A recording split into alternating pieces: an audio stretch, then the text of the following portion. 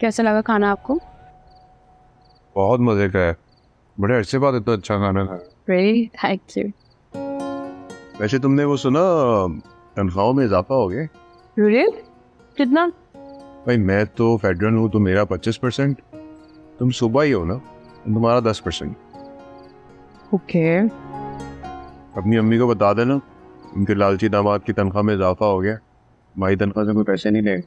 मुझसे ना आपको कभी किसी ने नीचा दिखाने की कोशिश नहीं की, ऐसा ना सोचा करे। नीचा ही दिखाया है, वो भी सबके सामने।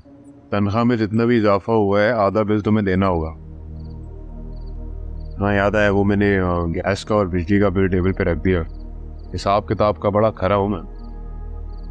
थकते नहीं आप हर वक्त हिसाब किताब करके? जो भी शर्त रखी है वो सब बातें अब भूल जाओ, उनको आना का मसला ना बने। नहीं भूल सकता।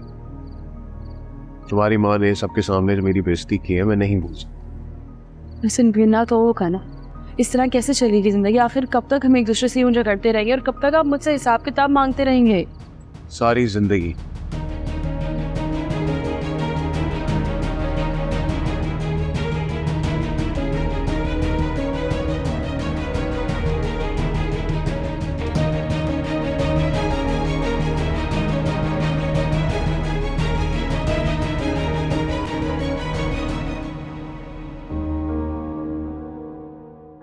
ओहो, ये सारा सामान यही रखा हो। हाँ क्या हुआ, रो क्यों रही है तुम? तो मुझे समझ में नहीं आता कि तुम पे कौन से ऐसे गम के पहाड़ तोड़ दिए मैंने, जो चुपचाप यहाँ बैठ के तुम नहुसत डाले जा रही हो। मुंह छिपा के क्यों रो रही है, बताओ।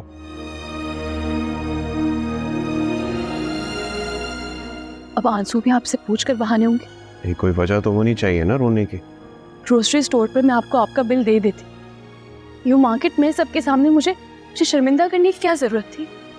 कितनी लंबी लाइन थी लोगों की, सब मुझे ऐसे देख रहे थे जैसे मैं आपकी बेबी नहीं कोई गर्लफ्रेंड, और मेरा बिल देने पे आप मुझसे लड़ रहे। तो ये बात तो फायजा, ये फेस वॉश और ये सोप और शैम्पू मेरे इस्तेमाल के तो नहीं है ना फायजा? तुमने यूज करने तो तुमने पे करना था। मैंने पे करने से कब मना किया? कम से कम लोगों का तो ख्याल कर लिया करे आप। घर आके मैं आपको आपके आधे पैसे दे देती, लेकिन सबके सामने पैसों के लिए बहस करने की क्या जरूरत थी? फायजा अपनी आदतें बदलो ना। अगर लाइन में खड़े हुए तो पैसे पहले से निकाल के रखो ताकि शर्मिंदगी ना हो ना तुम्हें बाद में। और प्लीज ये सब कुछ उठाओ यहाँ से।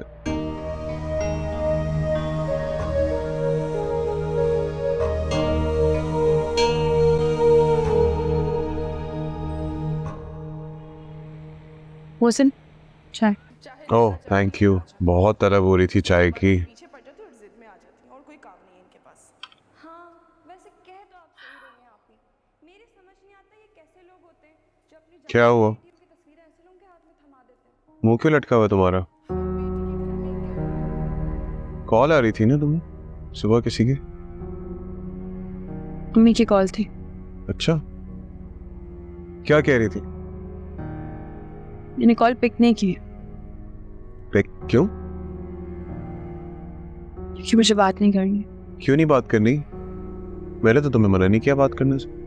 अम्मी की वजह से हमारे रिश्ते में इख्तिलाफात आ रहे हैं ना, इसलिए अब मैं अम्मी से बात नहीं करूँगी।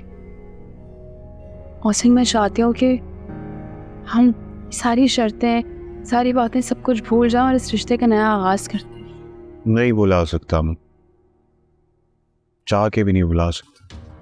आपको पता है कितनी लड़कियां ऐसी हैं जिनके माँ बाप निकाह के वक्त शराइत लिखवाना चाहते, लेकिन इसी डर की वजह से नहीं लिखवाते कि पता नहीं लड़कियों के साथ ससुराल वाले क्या करेंगे। इसी वजह से लड़कियां अपने बुनियादी हकूक से महरूम रह जाती हैं। लेकिन मैंने तो तुम्हारे साथ कोई उल्टा सीधा बर्ताव किया ही नहीं। मैंने कहा तुम्हारे हकूक से तुम्हें हटाया, तो फिर किस बात का तंज मार रही हो मुझ पे? मेरी अम्मी ने कुछ गलत नहीं किया मोहसिन। तुम्हारी अम्मी तो बहुत समझदार इंसान है, उन्होंने तो अपनी बेटी की तनख्वाह का ख्याल रखा है। कहीं उनका लुटेरा दामाद उनसे उनकी तनख्वाह ना छीन ली। आपकी खातिर अम्मी से बात करना छोड़ तो दिए, अपने दोस्तों से भी बात करना छोड़ दी, क्योंकि जब वो बताती है ना कि उनके हस्बैंड उनका कितना ख्याल रखते हैं तो मेरा दिल दुखता है। शादी से पहले कितनी अच्छी अंडरस्टैंडिंग थी हमारी, वो सबका क्या हुआ है? उसके बाद तुम्हारी माँ की ये शर्त आ गई जिसने मेरी अना को ठेस पहुंचाई। तो फिर आप बता दें, ऐसा क्या करूं मैं कि जिससे हमारे बीच में सब ठीक हो जाए? सोसाइटी फंड के ना पैसे बढ़ गए, अपने हिस्से के पैसे ले आओ, सब ठीक हो जाएगा।